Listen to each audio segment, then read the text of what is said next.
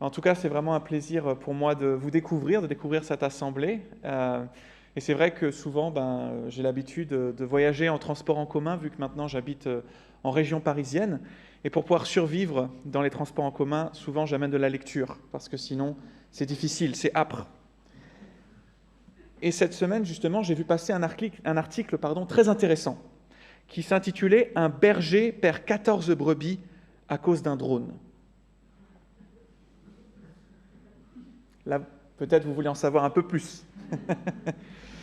Je lis. En Isère, un touriste a piloté un drone au-dessus d'un troupeau de moutons qui a paniqué, entraînant plusieurs bêtes dans un ravin. Le berger qui a détruit le matériel risque 400 € d'amende. Fin de citation. Voilà, vous pouvez retrouver l'article sur Internet si jamais vous le cherchez, c'est sur le site du Parisien. Félix Portello, le berger, a vu rouge lorsque le drone a porté atteinte à l'intégrité physique de ses bêtes. En tant que berger, sa mission consistait justement à les protéger, et donc on peut comprendre. Alors après, il a détruit le matériel, il a détruit le drone, mais bon, la justice tranchera si c'était juste ou non. Et aujourd'hui, justement, je vous propose de méditer ensemble un texte où Dieu lui-même voit rouge lorsqu'on porte atteinte à son troupeau. Ouvrons ensemble nos Bibles en Ézéchiel chapitre 34. Ézéchiel chapitre 34, et nous allons lire les versets 1 à 23.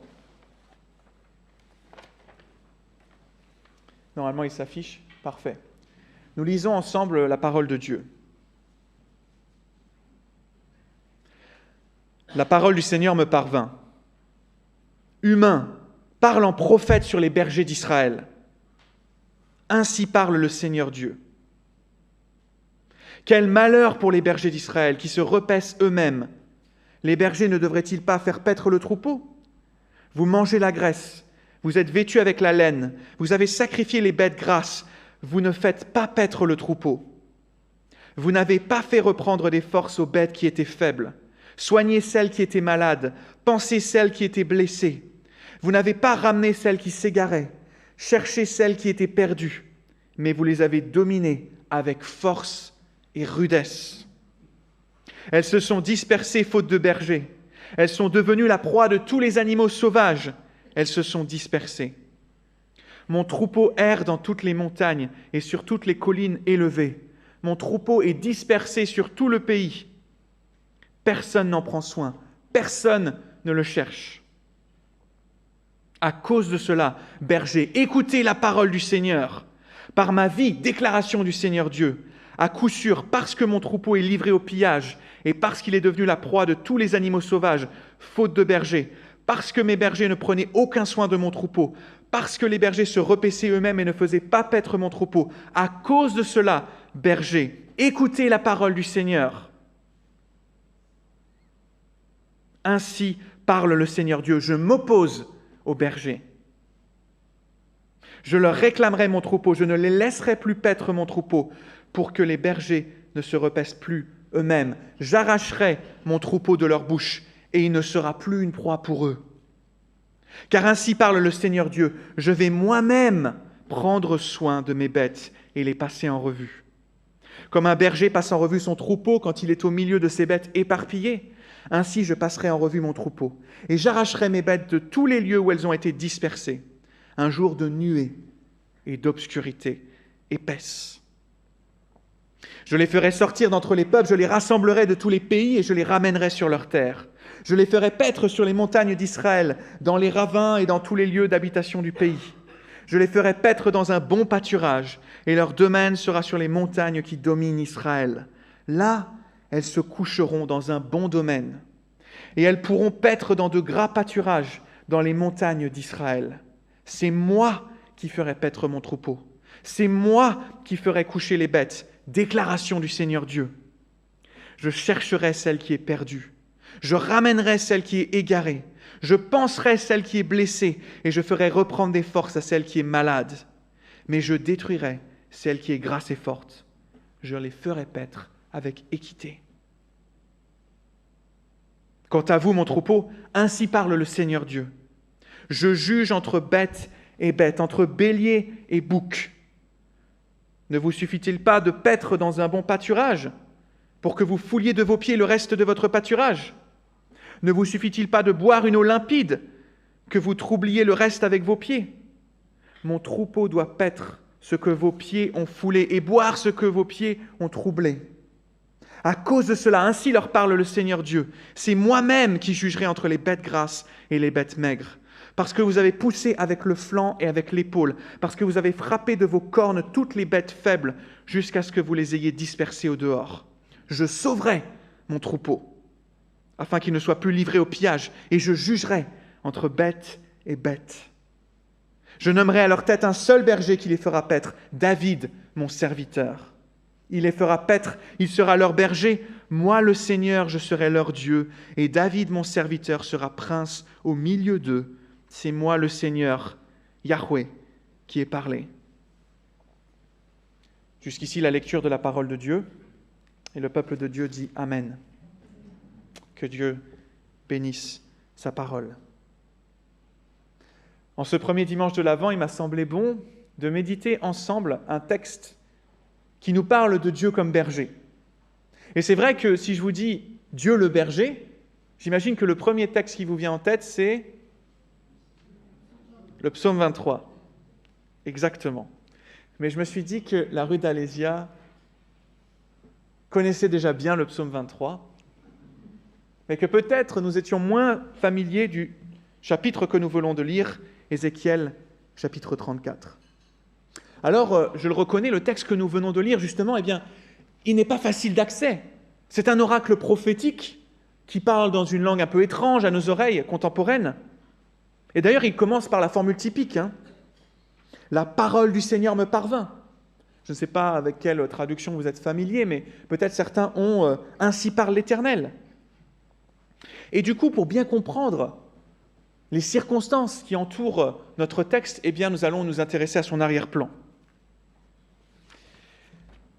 Ézéchiel est tombé dans la prêtrise comme Obélix dans la potion magique, c'est-à-dire dès son plus jeune âge. Mais sa vie n'a pas été de tout repos. En 597 avant Jésus-Christ, le roi Nabuchodonosor envahit Jérusalem, la ville sainte, et puis il déporte les élites de la nation jusqu'à Babylone. Imaginez-vous le traumatisme qu'a dû vivre Ézéchiel. Imaginez la violence d'être déraciné de sa ville d'origine, de Jérusalem, la ville sainte, jusqu'à la ville anti-Dieu, Babylone, le royaume des ténèbres. Et comme si ça ne suffisait pas, Dieu va annoncer au travers d'Ézéchiel justement que le temple de Jérusalem va être détruit. Rendez-vous compte, le temple, le lieu de la rencontre entre le ciel et la terre, le lieu le plus saint de l'univers, en dehors du trône de Dieu au ciel, bien sûr. Résumons, la ville sainte saccagée, les élites judéennes déportées, et puis le temple saint décimé. Quelle calamité, quelle horreur! Mais au milieu de la tempête, Dieu va chercher à expliquer au travers de son prophète les raisons de cette tragédie nationale. Et il va briller une lueur d'espoir. Et pour ce faire, Dieu va utiliser l'image du berger. Le berger et ses brebis, voilà une image classique, n'est-ce pas? Et en fait, en méditant ce texte, en faisant des recherches, je me suis aperçu qu'à l'époque d'Ézéchiel, les brebis, les moutons, c'était l'animal le plus répandu en Israël. C'était l'espèce la plus répandue d'animaux domestiques. Alors j'ai vérifié, en France actuellement, c'est... Et non, pas le chien. Moi aussi, je pensais que c'était les chiens, mais en fait, non. Les chats, non. Petit indice, je prends de l'eau. Poisson, effectivement. Je ne sais pas pourquoi, peut-être ça prend moins de place. Dans l'ordre, c'est les poissons, ensuite les chats, et puis enfin les chiens. Vous pourrez briller dans les dîners mondains avec cette information. Mais contrairement aux poissons et aux chats, eh bien, comme vous le savez, à l'époque d'Ézéchiel, les brebis possédaient un rôle social et économique très important. Pensez-y, avec les brebis, on pouvait faire du textile, du lait, du fromage, et puis ultimement de la viande. C'était donc un animal précieux. Et comme vous le savez aussi, à l'inverse des poissons et des chats qui restent relativement indépendants, un peu plus que les chiens, la brebis, elle, avait besoin d'être supervisée. D'ailleurs, lorsqu'elle ne l'est pas, elle tombe dans le ravin.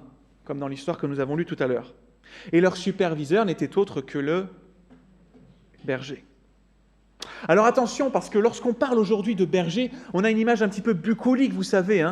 On imagine le château de paille, la campagne, un gentil berger qui vient avec son bâton et des brebis toutes mignonnes qui l'accompagnent tranquillement. Mais à l'époque d'Ézéchiel, ce n'est pas ça du tout. Si on pense comme ça, on est loin du compte. Dans la culture biblique, les bergers représentent plutôt les chefs, ceux qui sont chargés de conduire les brebis, ceux qui exercent, comme on dirait aujourd'hui, le leadership. Mais alors, en quoi consiste cette conduite ? En quoi consiste ce leadership, vous allez me dire ? Eh bien, dans notre texte, Ézéchiel résume le travail des bergers à l'aide de 3 verbes. À l'aide de 3 verbes. Chercher, rassembler et paître. Chercher, rassembler et paître. Les bergers étaient en charge d'abord de chercher les brebis qui s'étaient égarées, comme ça arrive souvent, les brebis étant ce qu'elles sont. Les bergers étaient donc en charge d'abord de chercher les brebis égarées. Ils devaient ensuite les rassembler, ce qui semble logique. Ce n'est pas juste des bêtes éparses, mais c'est véritablement un troupeau. Chercher, rassembler. Et puis enfin, il fallait les faire paître, n'est-ce pas ? Il fallait les nourrir. Chercher, rassembler et paître. Mais vous vous doutez bien que si Dieu prend la peine de parler de brebis et puis de bergers, il n'est pas là pour donner un cours sur les ovins à son peuple. En réalité, Dieu utilise cette image pour évoquer la relation qui unit les chefs et le peuple d'Israël. Dans les versets 1 à 10, Dieu va justement opérer une sorte d'audit, si vous me permettez l'expression, des bergers d'Israël pour voir comment ils prennent soin du peuple. Et il n'y a pas longtemps à attendre pour s'apercevoir qu'il s'agit d'un échec cuisant. Verset 2. Quel malheur pour les bergers d'Israël qui se repaissent eux-mêmes. En fait, dans les premiers versets, Dieu traite presque littéralement les mauvais bergers de parasites. Des parasites qui se servent sur le dos des brebis au lieu de les servir. Résultat, les brebis sont abandonnées au lieu d'être recherchées, dispersées au lieu d'être assemblées, et volées au lieu d'être nourries. En bref, les sous-bergers sont en dessous de tout. Et malheureusement, aujourd'hui comme hier, lorsque les chefs sont en faillite, c'est le peuple qui périclite. Quand les leaders se fourvoient, c'est le peuple qui se noie. Vous n'êtes pas sans savoir qu'il y a quelques semaines, la commission indépendante Sauvé a rendu son rapport sur la réalité de la pédocriminalité dans l'Église catholique romaine. Et ce rapport est accablant. Non seulement les bergers n'ont pas pris soin du peuple, mais en plus ils ont porté atteinte à l'intégrité des brebis. On le sait, le propre d'une brebis, c'est d'être faible, naïf, fragile, facilement manipulable et donc facilement abusable. Ceux et celles qui sont les plus fragiles sont donc logiquement les premières victimes des prédateurs, aujourd'hui comme hier. Le rapport Sauvé estime justement que le nombre de victimes serait de 216 000 au bas mot. Au bas mot, c'est sans doute bien plus, entre 1950 et nos jours. Et là, on parle seulement de la France. Il n'y a pas de mots assez forts pour décrire une horreur pareille. Face à une telle situation, il pourrait être tentant de jouer les vierges effarouchées, de dire « mais ça c'est le problème des catholiques romains. Nous sommes protestants, pas de problème. Circuler, il n'y a rien à voir. » Mais pourtant, dans certaines églises protestantes, il existe aussi des bergers qui mettent les brebis en déroute, que ce soit par des dérives de l'ordre criminel, sexuel, ou encore par des faux enseignements. Alors balayons devant notre porte et prenons garde de ne pas tomber nous-mêmes.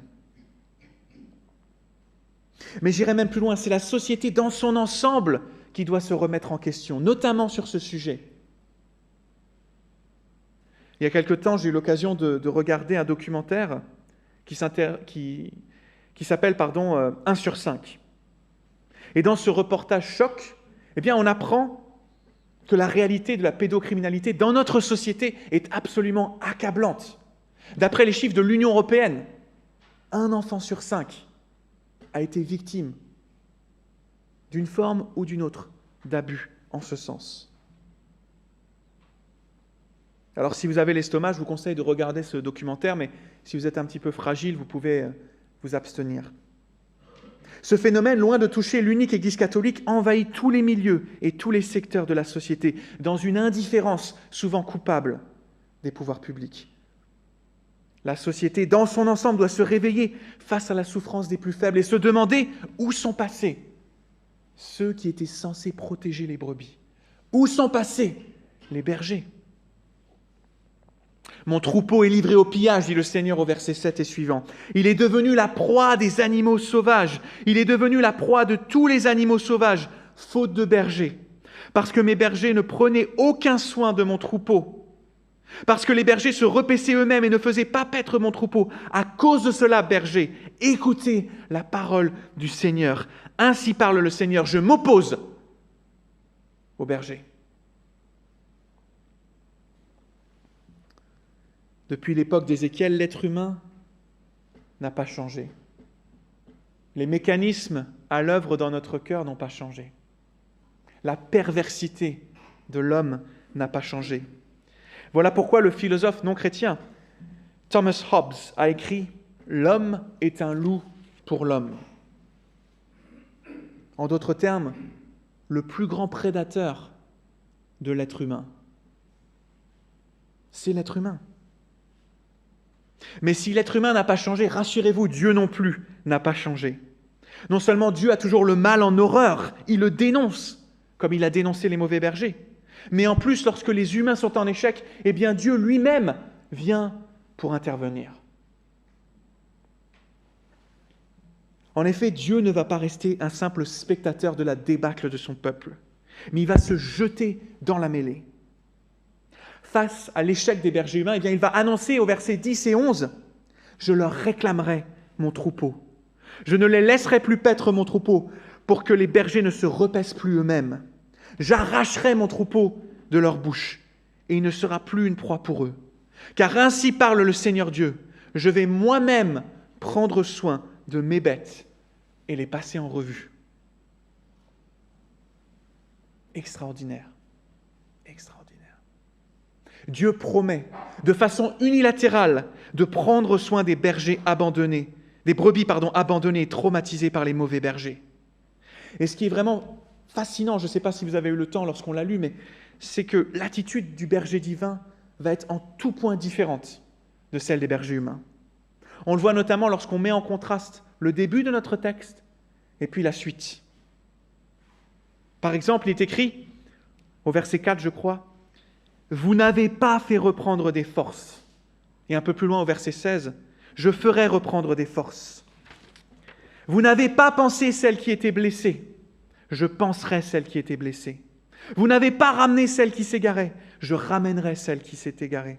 Vous n'avez pas cherché celle qui était perdue. Je chercherai celle qui est perdue. » Et j'ai choisi justement la NBS parce qu'en hébreu, on voit vraiment cela. Ce sont les mêmes termes qui sont utilisés dans la première et dans la seconde partie. Malheureusement, certaines traductions ne le rendent pas.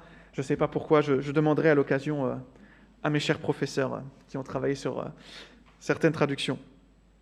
En tout cas, Dieu ne pouvait pas être plus clair. Il va accomplir pour son peuple ce que les bergers d'Israël étaient incapables de faire. Est-ce que vous vous rappelez des 3 verbes qui décrivent la conduite ou le leadership du berger ?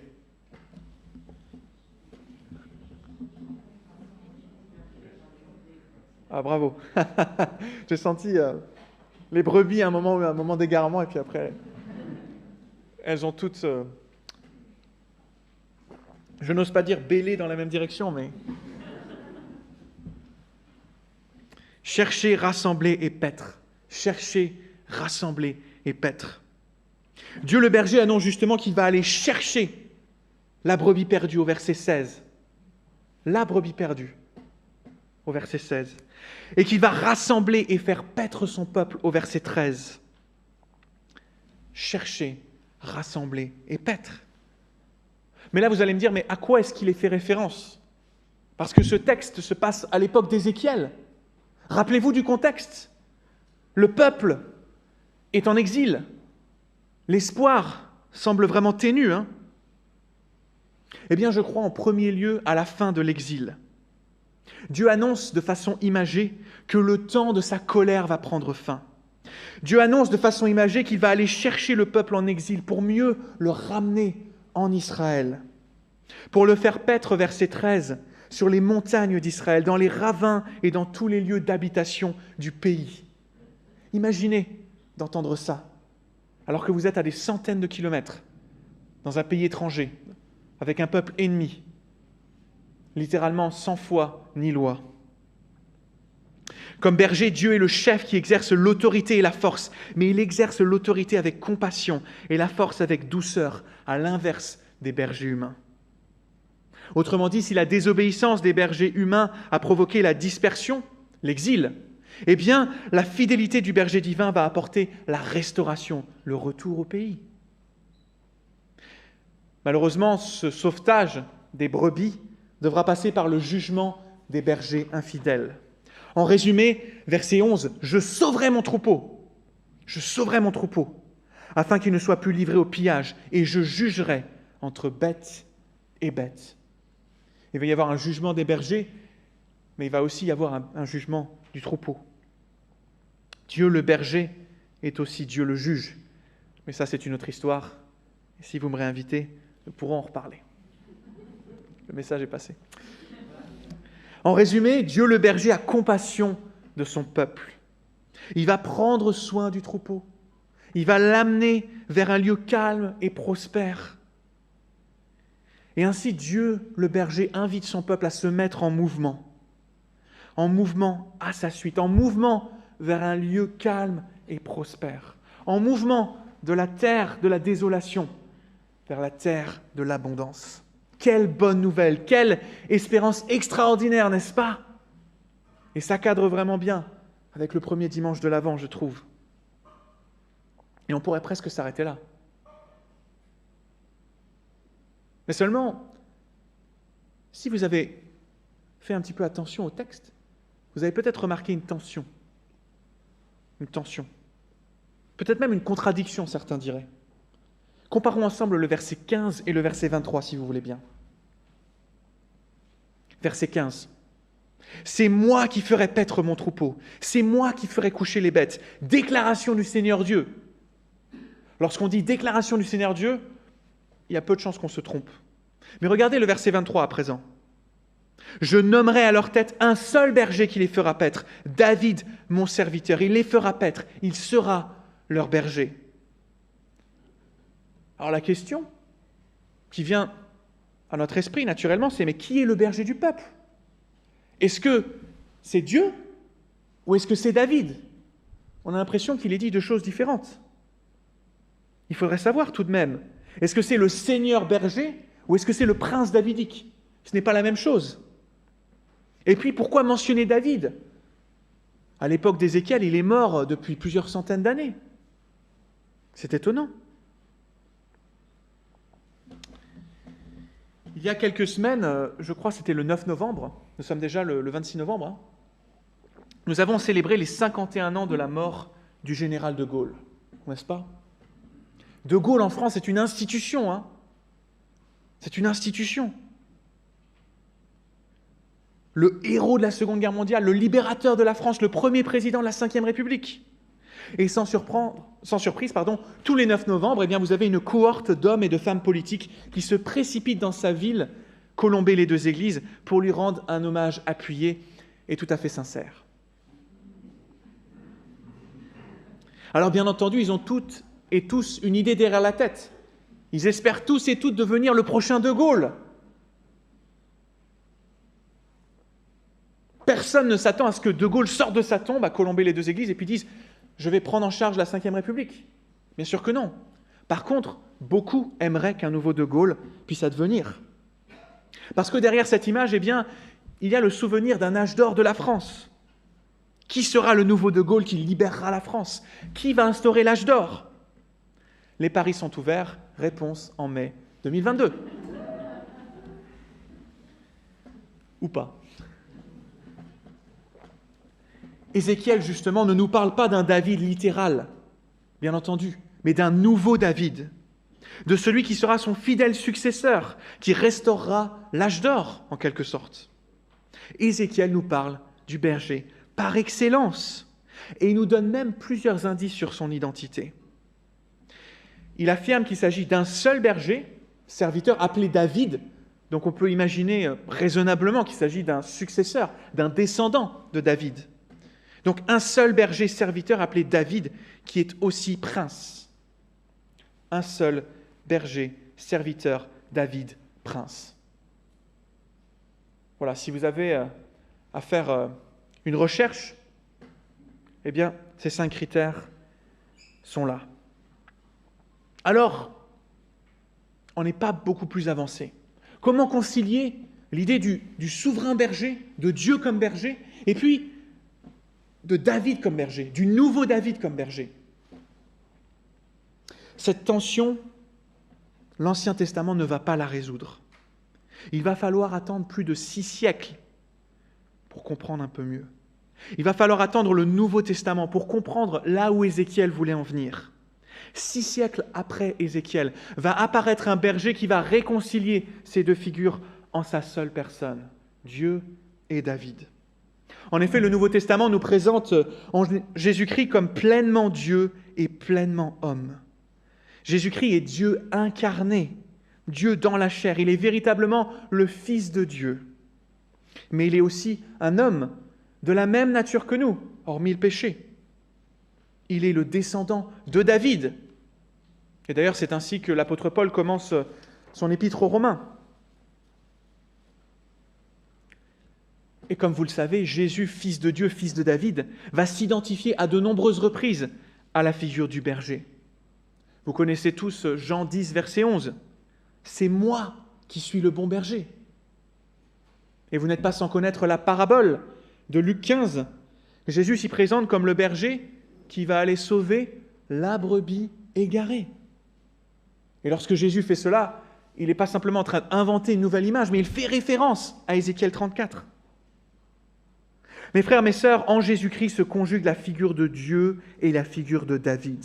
Il est le berger venu chercher la brebis perdue. Il est le bon berger qui a donné sa vie pour ses brebis.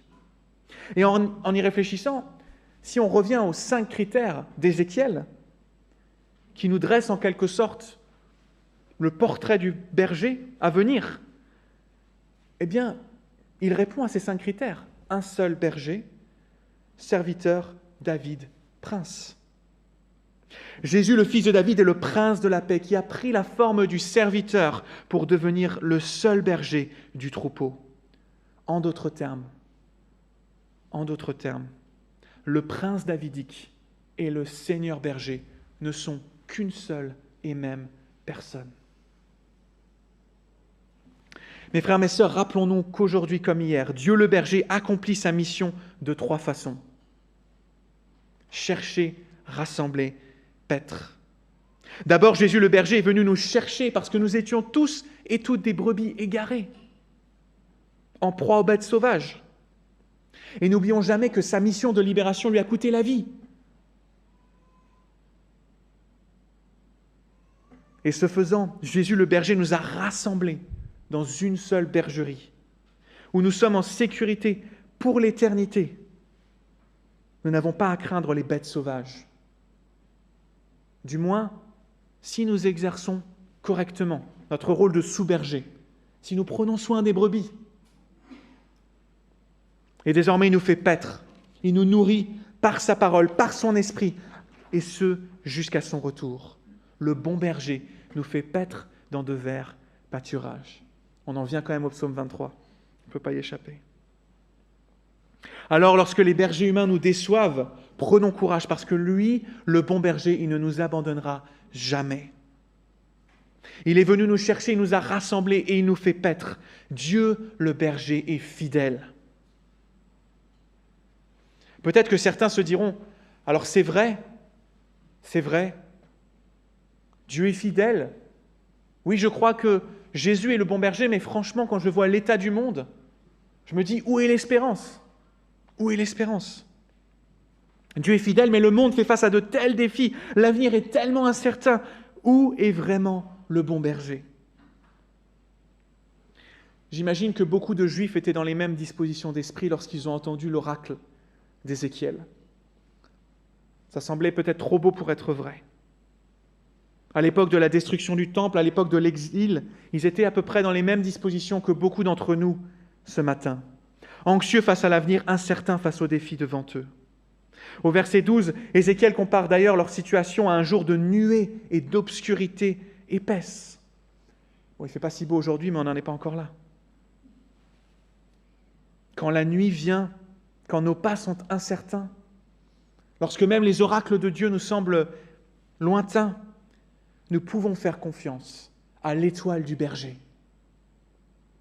L'étoile du berger, qui en réalité cache Vénus, vous savez, c'est l'astre qui est le premier à apparaître au crépuscule et qui est le dernier à disparaître à l'aube. Et on raconte que c'est cette étoile qui a aidé les bergers à se repérer la nuit pour arriver à destination.